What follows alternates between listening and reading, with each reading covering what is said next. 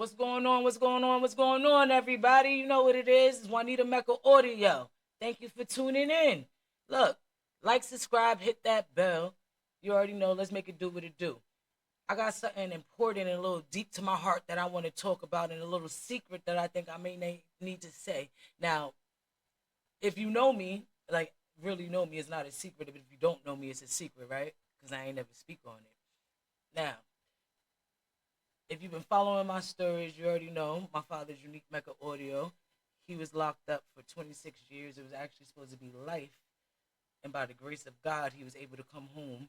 And he's been home now for a few years. And I've been able to, you know, to have some time with my pops. Let me say this, though. It's definitely not how I always envisioned it would be in my grow up and in my prayers within my young time. But I will say this, I am blessed and I'm happy that my children get to enjoy what I never got to enjoy. My son is 7 years old. My daughter's 12. You feel me? They love their grandfather wholeheartedly, and just to know that he's there for them the way he is, and they loving him the way he deserves to be loved. He gets to feel that, and even though he lost that time on doing it with me and his other children, I'm glad he got a chance to do it with them, and I don't regret anything that happened. And yes, it's very sad, and I just wasn't supposed to grow up with a father in my household and in my life all day, every day. You understand me? And I understand, and it is what it is. But by all of that, when my father first left, that was my first abandonment. I had so much abandonment issues. It's crazy, okay? So much. And it's like, once he left, I did not know my place within myself and within my family because he's the only one that I felt like actually understood me. We was both a little wild and crazy. And it's like me being home, my mom, she worked a lot. She was more so on my sister. She was the youngest, and my brother seemed like he got the most respect. And me, I just got the damn. You did that again, Nene. What you doing? Oh, you always gotta do something. Why you took? I got that type of the end of the stick. I don't know if any other middle child got in that as well, but that definitely did something to me, and I was never allowed to cry. God forbid I cried. So it was like I always had to be on her. So I learned how to, since I wasn't allowed to show my tears, I learned how to show put my tears into pain, as in I'm gonna make everybody else pain, and I'm mean on it. Like that's how I'm moving, and that's how I'm coming, not thinking and not caring about my next movement or who is gonna affect or anything. As long as I'm winning, that's all I was seeing. I'm not gonna lie. I'm not gonna hold you. So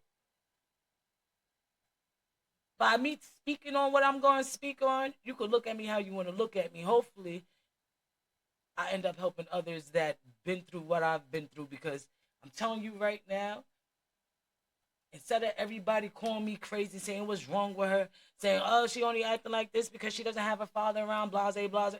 That's crazy. Because at the end of the day, y'all really should have been hugging me, sitting me down, really trying to get to know me and see what's wrong, because I was missing my father, yes, but I also, because I was missing him and he was the one that was loving me and kissing me, ain't nobody hugging and kissing me here. I don't get I love yous. I don't get none of that as I'm growing up. You understand what I'm saying? That wasn't in my household.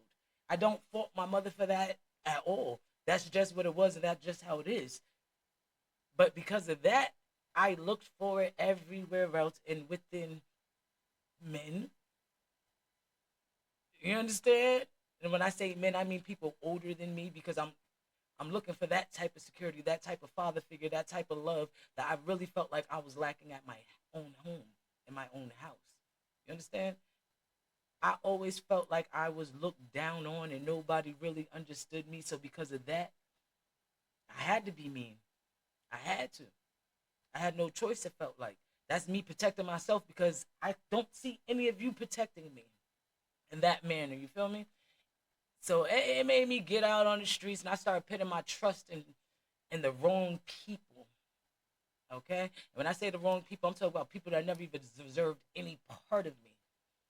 Any part. Because I was too loyal, because I seen the loyalty that my mother was giving my father, so I knew it existed. Not just within a relationship with a man, but within a relationship as a friendship.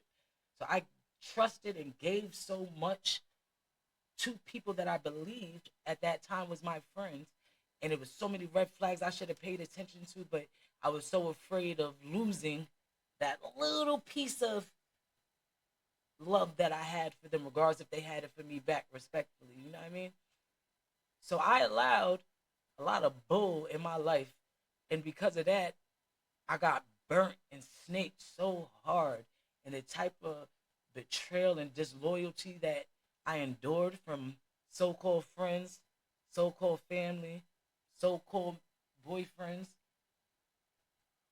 it changed me to a point where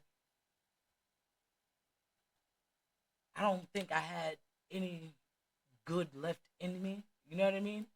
So the last straw was the last dude I was dealing with when he ran me through the mud. I'm talking about I was there for him wholeheartedly. Wholeheartedly. Anything he wanted, he needed dough. I ain't had it. Trust and believe me, I was about to go get that thing. I was getting it. Don't worry about how I was getting it. I was getting it. You feel me? I had no problem doing it because I knew that's what you needed. You wanted me to drive you to go do your little drops or whatever. Yeah, I'm there. I'm doing that. Straight like that for you. Why? Because you mine. You feel me? All that did not bother me, did not care. And no matter what and how much I did for this person, they still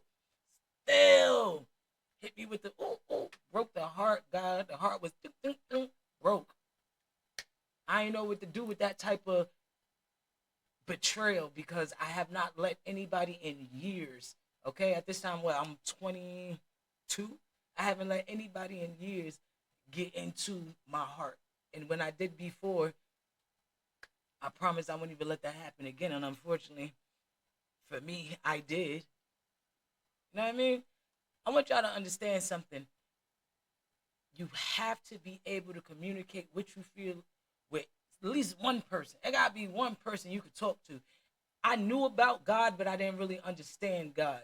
So I didn't have no faith in that. You feel me?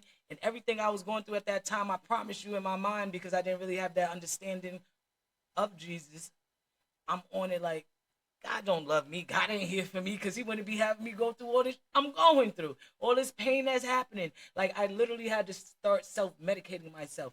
It went from, us getting our little 40s. Remember back in the day, what was the Mad Dog 2020s, that little crack juice, the Four Loco. Oh my God, I can't even believe I was drinking that, guy. The Four Loco, you know what I mean?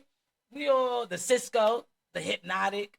I used to get drunk like a mug, but I was never big on drinking, but I was doing it just to slow down all the pain I was feeling without me trying to feel it for real, for real. And just to move and have some fun because I didn't want to have any of them thoughts of everything that's going on and how I've been being played and everything. I feel like I'm missing all the loneliness at the end of the day that I was feeling. I was so lonely. Like I literally started not staying home by the time I was 15. Okay? I left school when I was 15. I got my GED, yeah. But like, come on, yeah. I made myself grow up too early. I put myself in places I didn't need to be just to cope. And it's messed up because with all that, I had people that I trusted so hard, God. I'm trying to tell you. I asked a family member, my cousin, I was like, yo, I need a cigarette, whatever. You around? You give me a cigarette? Yeah, they said, nah, I'm not around, but you could go to, so and so's house over here on this block. I go to old girl's house. Don't even know who she is, but he said that he was going to let her know to, give me a pack of cigarettes. He's going to pay it back later, whatever. I go there thinking there's nothing, like I was just going to go pick up that pack and that was it. Lord, was I mistaken. When I tell you, I walk in, right? Black girl. She looked like she looked like she was my cousin's age, which is at least 15 older than me. So I walked in. I said, "Hey, what's going on?" Yeah, my cousin said, "You got this for me." Oh yeah, yeah, it's right here. I started chopping it up with her, and in the midst of it all, I'm not even realizing until I got older. Like I know my cousin ain't really have me come get no cigarettes from old girl, and she move and do what she do like this. He knew what he was doing. Because now you just pit me in a whole different type of world to be learning a whole bunch of other dumb stuff I don't need to be learning. Being around people I don't need to be being around. I was 15, 16, getting in the bars with these people.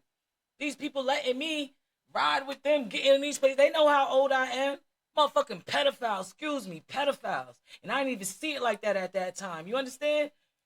Riding with all them bars, chopping it up, playing cards, listening to all the thing. They acting like I'm so mature. You rocking with a little young ass girl. I barely got the GED. What you want to do with me?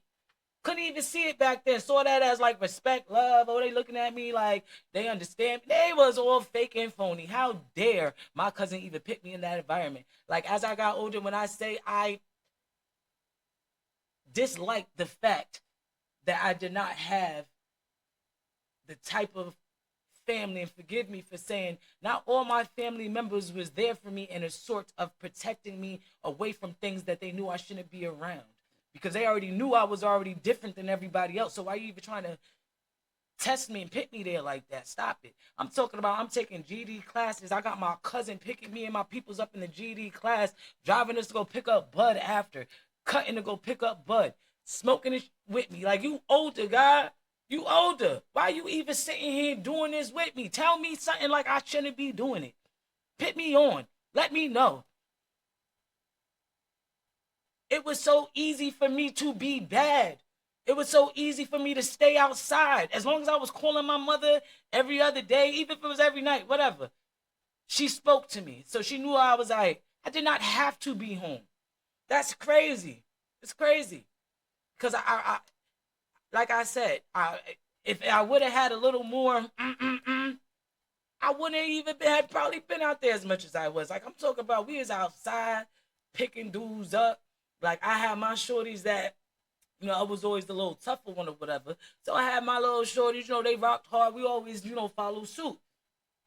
Now, when it came to money, it always seemed like we was on the same page, me and my bitches, right? So I used to always have a shorty or two that was real close to me or whatever. And we used to, tell men that we was gonna, we gonna chill, we gonna meet you here, da da da. At the end of the day, we robbing motherfuckers. It's just that easy and that simple. That's it and that's all. And it's like, who's you gonna tell? You feel me? So it's like I had so much lack of trust because I was betrayed and stirred in so many different directions as I was growing up, even within my family. My brain was so twisted. I wasn't getting the help, the love, or anything that I felt like I needed, honestly. And it's not to say my mom didn't try, but like, how much could she do? And it's like, she didn't really understand. I wasn't crazy and I wasn't bugging out. I really just wanted to be loved. I wanted a hug, God. I wanted a hug. I wanted somebody to tell me they love me, and don't tell me they love me just because I done messed up today and you want me to open up to you. No, tell me every day you love me. Tell me every day something good about me instead of always telling me all the bad things that I did or whatever happened. You feel me? Even when I was in school, I was suspended. I was tired of being suspended. And I really was like, all right, boom, I'm going to come good this time, right? Ain't about nothing. I'm going to come straight. Yo, I promise you, soon as I went and I told, what was her name? I ain't even gonna say that. I think her name was Miss Hartos. Not even to be funny, but I think her name was Miss Hartos. Soon as I told her that, oh, can I get the work so I could make up for it? You know what she said to me? It's not like you gonna do it anyway.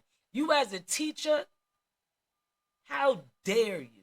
You turned me down. Like, I'm telling you, the schools didn't even accept me. Like, they didn't even want me to do good. So once she said that, my mind seemed red. Like, how dare you disrespect me? And I felt embarrassed. Like, bitch, what, you thought I couldn't do the work? So the first thing I could say once that red cleared up in my face, bitch, suck my, you understand me? D-I-C, yeah, suck it. She looked at me like, excuse me. I said, yeah, if I pull it out, you gonna do that, right? Now, mind you, I'm from Jersey. We talk like that. I know I ain't got that thing, but if I pull something else, you gonna put that in there. Know that. You gonna hold that. Okay? So she said that. I remember she went to the door. I seen that she was running to the principal's office. This girl, Amanda, she gonna go run by the door too. Amanda, respect. I remember you using my peoples. She was like, nah, I need to chill, chill, chill. I was like, nah, that bitch. I wasn't gonna touch her. I was just mad that she was so adamant about belittling me and go run down to the principal, go spread some lies about me like they always did. So I went running down the opposite side of the stairwell. Doop, doop, doop, doop, doop, doop, doop, doop. I'm going to get there first. I know they ain't going to believe me, but I'm just going to show you I can get to the office first. What happened? Okay? Now, they suspended me indefinitely at that point, and I couldn't come back until they had a conference with my mother. My mother came in. She spoke to them. It was an interesting little story. She didn't like what they said and how they, try to play me either. But when she heard what I said, suck my, she popped me in my mouth so hard, man. I was so hot. Because why you give this white man exactly what he wanted? You know how many times I'm sure they all want to pop me because I was running that like that? You just gave them what they wanted. I was 50 hot. 50 hot. You heard me? I couldn't believe it. Thinking about that now, it make me mad because my mom always was riding with me in front of people and like behind doors. That's when she gonna let me know I was wrong. But that one time, I must have shocked her that I even said that because she couldn't hold it in. She just said, it was like nothing. She had no thought. The man just looking like he ain't trying to call police nothing. It ain't like now where they so quick with the knives and everything. He just looking like, yeah, you deserve that, girl. So I just started like angry crying because I knew I couldn't touch her, but I didn't want him to see me. So I was like, and I just walked out. We walk across the street. She talking. I ain't trying to hear none of that. You remember back in the day, it was like step on the crack, break your mama's back. I'm trying to every crack like. I was mad. Whew. Ended up being suspended for a week. Now at this point, I'm like, damn, it ain't even no point to make nothing up. You know what I'm saying? Long story short, I ended up transferring schools. Now, as soon as I transferred schools, I think I got freaking I got in a fight the first week. Some girl thought her man or I was messing with her man. I don't even know your man, girl. I wasn't even here longer than 4 days. 4 days. Like, you know what I'm saying? I tried so hard, even when I tried to do right, it was like the odds was always set against me. And it just started being easier not caring. You know what I mean? So once that person that I put my all into did what they did to me, I ended up, getting a little messed up one day. Cause back then I used to pop eat pills and stuff. You know what I mean? I have fun, and then also when I was like really depressed because I was depressed like all my life. I promise you. I used to take perks. So like I take a little stick, bow. Then I'm like smoking a half of a blunt, out for like 4 hours straight. Perfect. I ain't thinking stress about nothing. Phone off. I ain't gotta hear nobody. Nobody gotta hear me. I was good. And it's like I started realizing, damn, this nigga got me tripping. So I was like, all right, boom. This is what I'm gonna do. I knew this man that I met not too maybe like I may probably knew him for like 2 weeks. We was chilling. He was even like teaching me how to drive his little stick car and everything. We was cool. I don't know. Something about him just seemed like easy. So eventually, and he started pissing me off too. And it's like as I said, I just didn't really care at that point. Long story short, I ended up doing whatever I did. I caught a charge, and Lord, I never ever ever thought I would be where the hell my father was. But yes, I caught a charge, and my ass went to prison. Woo! Let me tell you something. It's like it's crazy because I literally always said I won't ever do what my father did the way he did me. But I ended up there. And it's like, damn, do I need to like go all the way there to feel that close to this man? Sad. But in reality, it's like I had to be put in prison for me to sit down. The things I was doing, how I was moving, the non-thought process that I had, thinking I was invincible, I had to. I had no choice.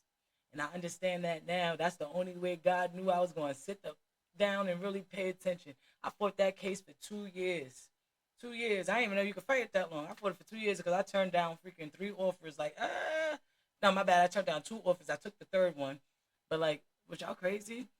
I don't want to do that. And it's my first charge ever they had. And because it was a violent charge, it was conspiracy to commit armed robbery.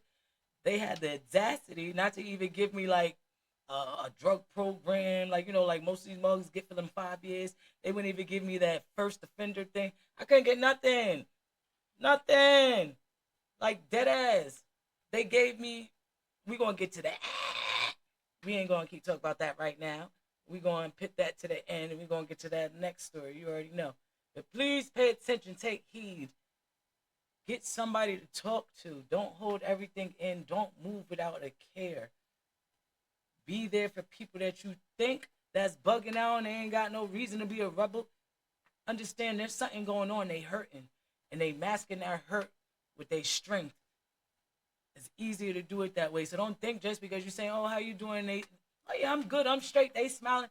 Yo, I mask that perfectly. You will never know when I'm down because I'm always, you understand? You be like, damn, she got the God in her like a mug. Do, do, do, do. You understand me? All the time. Oh, how you doing? Blessed, not stressed. And I promise you, sometimes I be like, inside, but I'm not gonna let that be out because I already know. But all I went through and all God got me through, this ain't nothing. You gotta go through them storms. I got to. If I ain't go though, and if I ain't go through all that past stuff that I went through, all that pain, that trauma, that abuse, if I didn't go through all that, I would never have been able to be strong to be able to serve the time that I served in prison.